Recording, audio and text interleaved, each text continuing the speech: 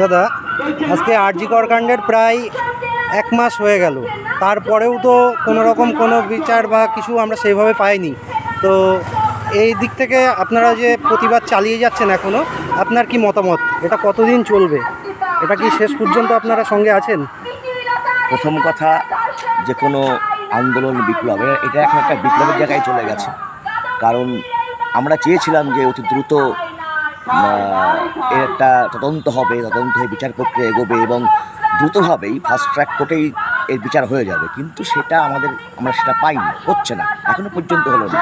আজকেও সুপ্রিম কোর্টে হিয়ারিং হলো, শুনানি হলো, কিন্তু যারা দোষী তাদেরকে ধরার যে প্রক্রিয়া সেটা সুপ্রিম কোর্ট কিন্তু সেই অর্ডারটা দেয়নি, বরঞ্চ সিবিআইকে তদন্ত করার কথা বলছেন। আমরা জানি না তদন্ত কতদিন চলবে, কিন্তু প্রপার যে এভিডেন্সগুলো আছে সেগুলো জোগাড় যন্ত্র করে সিবিআই যত দ্রুত